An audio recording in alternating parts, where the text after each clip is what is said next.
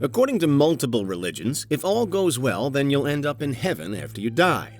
An ethereal paradise where nothing bad ever happens, everything is exactly as you'd like it, and you might even get to rub shoulders with saints, gods, and celestial beings. From the Elysian fields of Greek mythology to the golden streets of Christian lore, it's quite the place. But for those who don't follow a religion, it can be a little difficult to imagine. All while heaven in general is at the center of an endless stream of philosophical problems and potential paradoxes. This is Unveiled, and today we're answering the extraordinary question, if heaven exists, then why weren't we born there? Do you need the big questions answered? Are you constantly curious? Then why not subscribe to Unveiled for more clips like this one, and ring the bell for more thought-provoking content. Hands up if you haven't heard of heaven. There's probably not that many of you. It's a universal, ubiquitous concept that likely everyone on Earth is at least aware of in one guise or another. Of course, the precise definition of heaven changes depending upon the belief system through which it's viewed. And obviously, not everyone believes in heaven. But still, it's an idea without any kind of empirical evidence, that the whole of humankind is familiar with. Nevertheless, there's also a long list of seeming issues that have been used to question its existence. One of the most common arguments against heaven is the problem of evil. If heaven is a place of perfect goodness and happiness, how can it coexist with the evil and suffering that does exist in the world? If God is all-powerful and benevolent, why would he create a place in which innocent people suffer and die? Similarly, there's the problem of hell, which debates whether heaven is ever truly possible if the knowledge of that other place, hell, remains. How good can any higher realm ever really be if you're even aware of another place that's spilling over with fire and sin? Along a slightly different track, there's the problem of free will. If heaven is a place where everyone's perfectly happy and content, then does that in itself mean that people have no free will? And then, if they have no choice but to be happy, does that truly make them happy? Finally, and more specifically to today's question, there's the problem of heaven's capacity. Here, if heaven's a place where everyone who's ever lived will eventually go, how can it possibly be big enough to accommodate us all? If it can accommodate us all, then how enjoyable would such a busy place ever really be? And then, if it does have infinite capacity, then why wasn't everyone just created there in the first place, instead of being born within the limited confines of Earth and having to earn their way into the endless wonder of heaven? So let's get into it. First, and broadly, many philosophers have argued that these paradoxes and problems can be resolved simply by understanding heaven as a state of mind, rather than a physical place.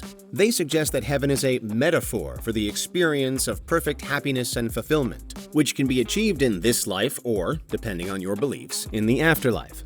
Meanwhile, others have proposed that heaven is a place that we create for ourselves through our actions and choices, and that this act of creation is intrinsically tied into why it's so unimaginably good for so long as we live as we do. By living a life of virtue and compassion, we can create a heaven that's actually reliant on our own free will, rather than it simply being a place that God made for good people in general. In turn, this could be why we weren't just automatically born there, because we need to create it for it to be good. And perhaps there's some logic here, although of course still no actual proof of anything. There's a darker side, however, as to some degree it ties into a wider field of thought known as Irenaean theodicy, or more commonly, the soul-making theodicy. This is a proposed solution to the problem of evil, suggesting that while evil exists, God is neither responsible for nor guilty of its existence. Instead, evil is a seeming necessity as part of a process to develop the soul ready for heaven.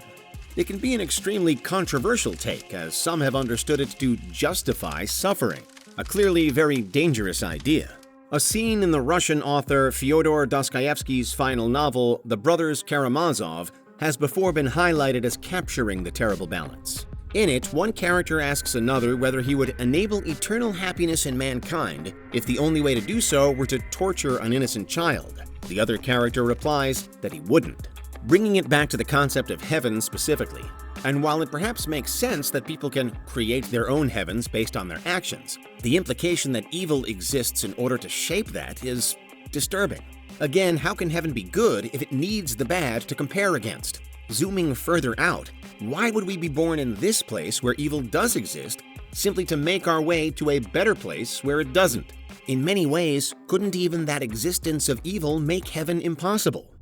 Another, seemingly more straightforward possibility is that when we die, we actually enter into a state of non-existence. This is what's known as the eternal oblivion theory, a popular idea among atheists in particular. It says that after death, our consciousness simply ceases to exist, that we return to the same state of nothingness that we were in before we were born. From the point of view of heaven, however, the prospect of eternal oblivion places an interesting spin on things, because suddenly, with nothing to come afterwards, heaven actually only exists in the here and now. If it does exist, then it only exists for us as we are. So what if in fact we were born into heaven? What if this is it? Bizarrely, it's something that has been suggested before, that Earth is heaven itself. Advocates argue that the beauty and wonder of the natural world, the love and compassion that we share with others, and the moments of pure joy that anyone can experience at any time, are all evidence that we're already living in paradise. If true, then the purpose of life isn't to earn our way into heaven, but to appreciate and enjoy what's already here. It's a perspective that could lead to a more grateful and fulfilling life, as well as to a deeper sense of responsibility for this world and the people in it. But of course, not everyone's buying it, and far from it. For many, if this is heaven, then it's simply terrible, and we've gotten our understanding of it all wrong. Clearly, we have war, famine, injustice, crime and punishment, lies and manipulation. Where do any of those feature in a true heaven? How can any of those be explained? Again, we're back to those opening paradoxes, the problem of evil and hell. And ultimately, if this were heaven, or indeed if this were any kind of afterlife, then why do we eventually die our way out of it? Still, the overall question of whether or not heaven exists is a matter of faith. There is no scientific evidence to prove or disprove it, and each person must decide for themselves what they believe. More broadly, however, the idea that heaven is a state of mind that we can create for ourselves might, in particular, be a powerful and transformative one. Whatever anyone thinks of heaven, it's a point of view that puts it within reach for everyone, which may be comforting or inspiring. The problems of evil, hell, and free will simply cannot be ignored, though.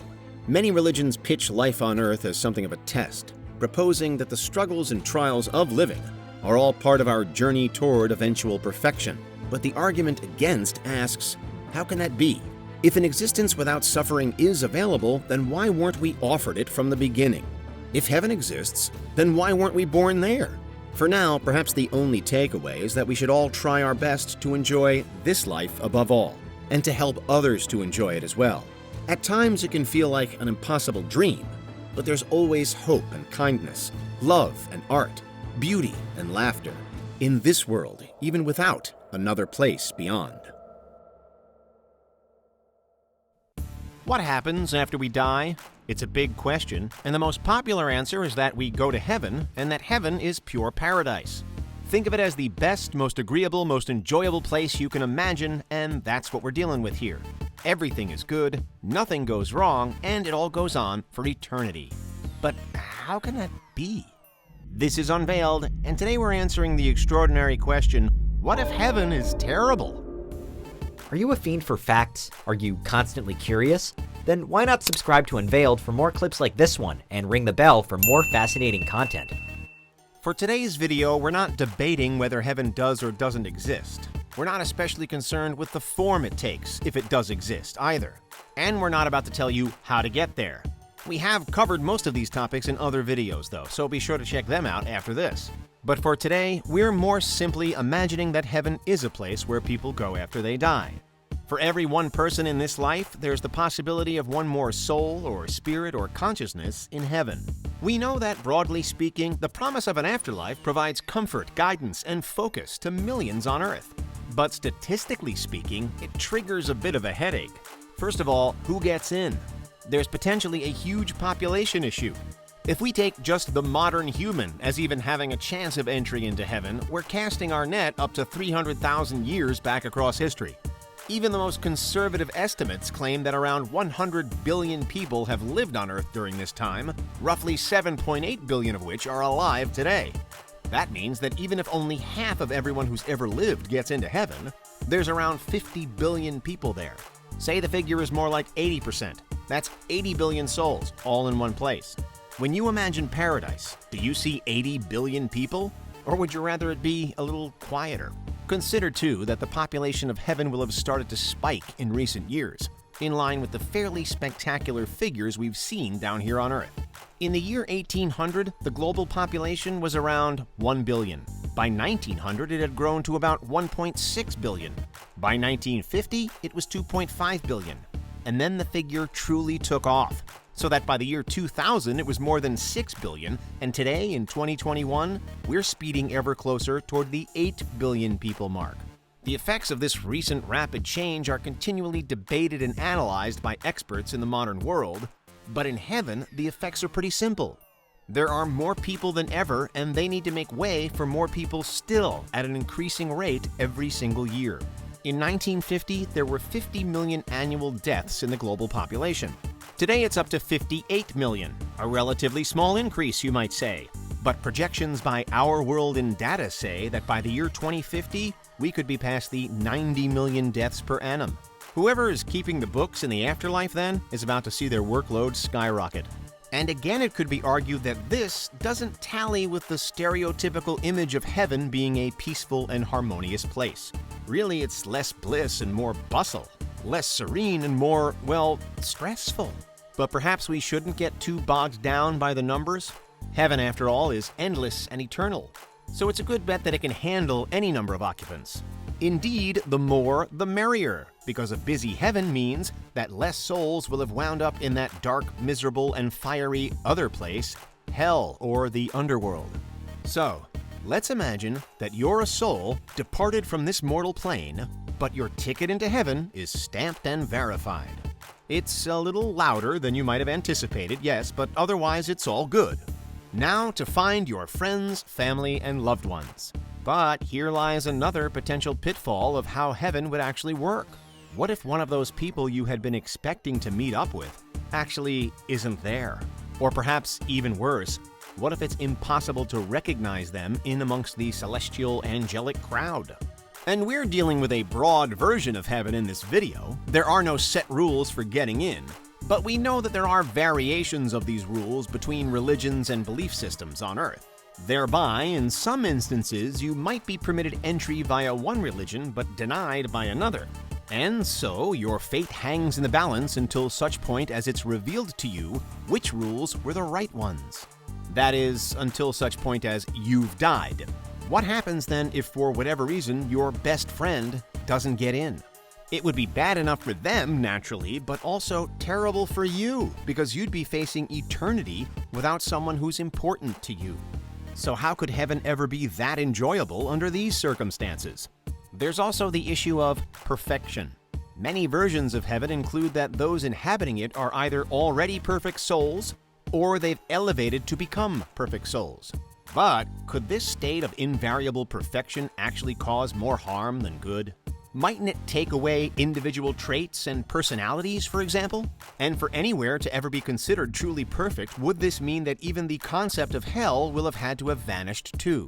Universal salvation is one way around that last question, wherein everyone is saved and sent to heaven regardless of their earthly deeds.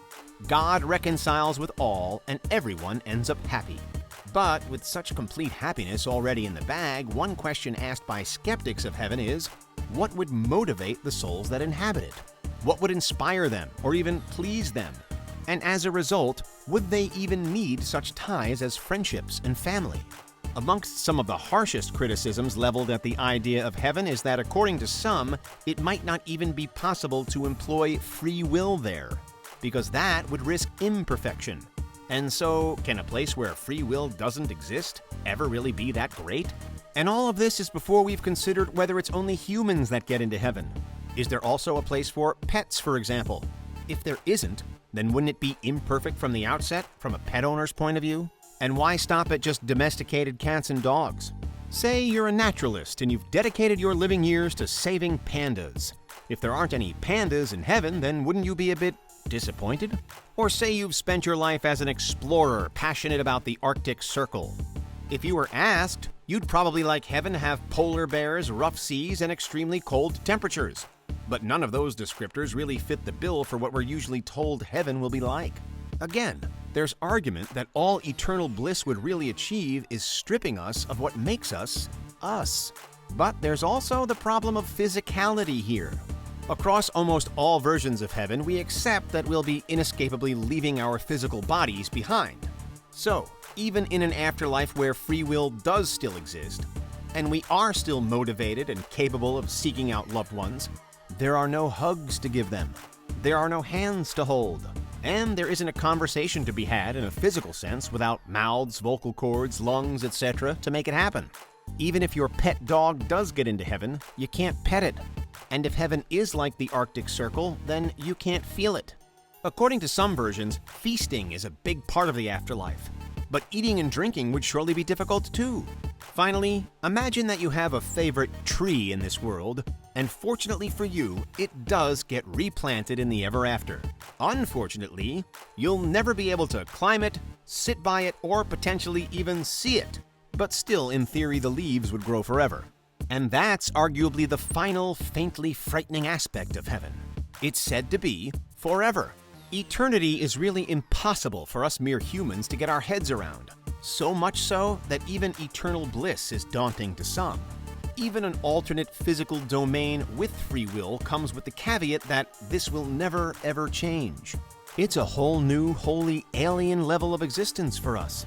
A place where everyone is universally satisfied. And while for believers that's reason enough to accept that it'll be fantastic, for skeptics, it's difficult to buy into. The concept itself is never likely to disappear. The hope that we go to a better place is strong. But that's what could happen if heaven is terrible. What do you think? Is there anything we missed? Let us know in the comments, check out these other clips from Unveiled, and make sure you subscribe and ring the bell for our latest content.